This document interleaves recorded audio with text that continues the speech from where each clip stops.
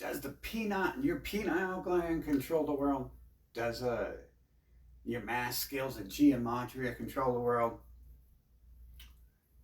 Maybe it's space aliens with reptile eyes. Huh. That's odd. The people who own everything are the people talking about that stuff. And they're not allowing you to mention them. And they're just telling you everything else is everything else. But those are all their gang signs. The one eye, the religious signs, um, the hand signs, all that. They all do that, especially the pineal gland. That's literally like the cross for atheist people, pretty much. Like I guess Carl Sagan now has some weird circle symbol, but I guess that's a New Age symbol. My bad. The pineal gland is for New Agers. It's still their religion, but you think maybe the fact that there's some species on this planet like enslaving and manipulating everyone else, that maybe it's as simple as that, as the people you watch in the media, they allow in the media to talk. Um, Maybe it's as simple as the people talking to you about that stuff are the real people in control. Because I mean, if not, like, obviously, then the YouTubers are just empty zombie shells who shouldn't have rights if they're not living beings. Because if they're not in control, then they're not in control themselves. So, yeah, you can keep listening to them talk, but I never hear. You never hear those people point out who actually controls anything. They're like, oh, it's a giant invisible grasshopper. Praise the grasshopper. It's in the evil invisible walking cactus is doing all the bad stuff.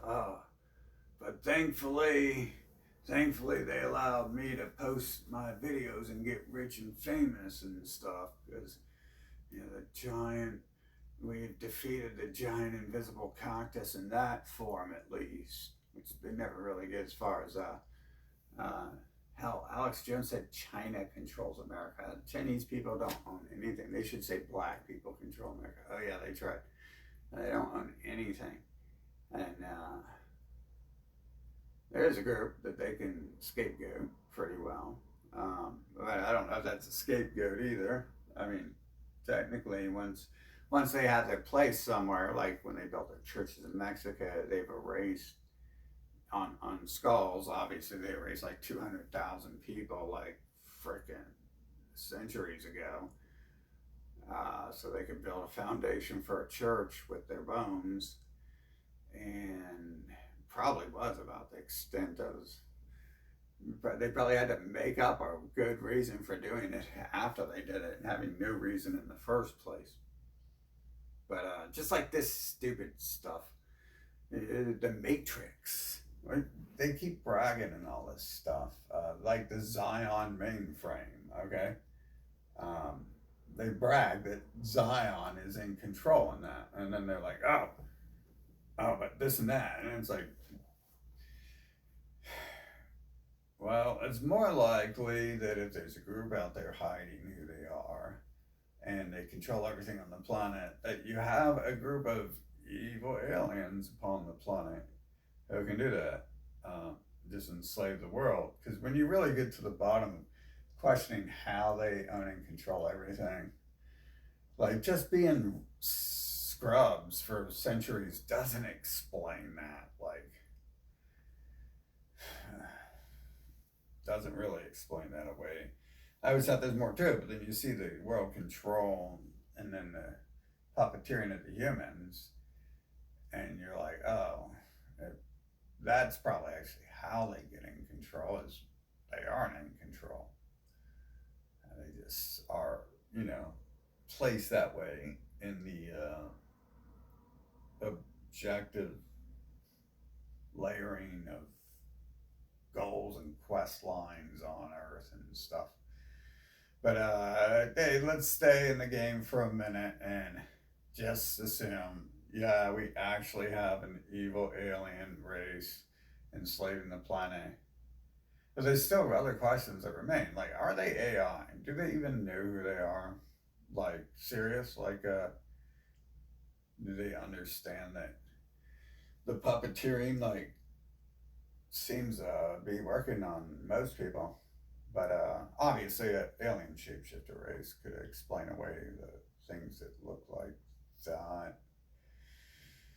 Kind of. Those are large groups sometimes.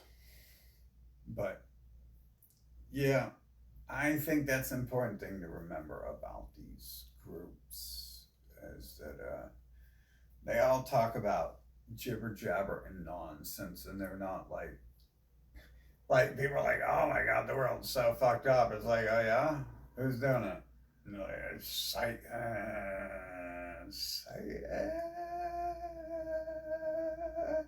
who owns the local supermarket? Man, supermarket prices are high today. Who owns it? Is Satan? Satan owns the supermarket. Satan's supermarket. Yeah, I don't know, dude. Yeah, it's pretty easy. Like, if you want to figure something out, don't read anything these people, anyone's writing or telling you. Just look at it. Like, if you want to know certain things, if you want to know about trees, go look at trees. Go dig up some trees, figure it out. If you want to learn, like, why the world's messed up, who controls it, you go figure out who controls it. You don't just be like, oh, well, it's Satan. Okay. Well, congratulations, Sherlock Holmes. We've solved the mystery. It's the invisible giant walking cactus. There he is, every step of the way. So powerful, no one has ever seen the giant invisible walking cactus. But he owns everything. He owns all the governments and media and stores and banks. He owns everything. He controls people's minds. That's how we know he's real, because the cactus is in their head. Because they act like giant invisible walking cactus devil monster creatures. We can tell that the giant invisible cactus has possessed them. Well, we got that solved. There's no pineal gland that we use to summon alien species to work for us. There is no giamatria math problems where we can add 4 and 4 together and get the magic number 8, which is 2 circles of swirling magic power all in one. And we know now that that could possibly be a myth. Although make sure to get your 8 tattooed on your forehead to open the giamatria pineal gland. And then once you do that, you'll be able to see the invisible cactus. So I do recommend we take the giamatria 8 and then we tattoo it on our heads right here. You gotta have it so it encompasses and combines with the one eye, or just right above it. And then once you use giamatria to open the pineal gland, you gotta buy a couple scam wows and stuff, because your hands gotta be clean, so you can wash yourself with some sham wow rags. You can get those on TV any day of the week. And then once you're done, you're clean, and the giant walking invisible cactus that controls everyone in the world, all their brains, and owns all the banks, medias, and governments, and religions, and anti-religions, and most of your local stores if you live in their nations. Yep. The cactus will appear, and he will talk to you. He'll let you know. You gotta get that tattoo of the giamatria 8 on the pineal gland, third eye. Apparently, that's what we need to do to get it done. I got my tattoo removed. That's how I know. Oh yeah. Okay, so what's another rabbit hole? I think did I just cover them all? Oh yeah, the aliens. Oh yeah, they tell you there's aliens here. They just they got like the giant cactuses, right?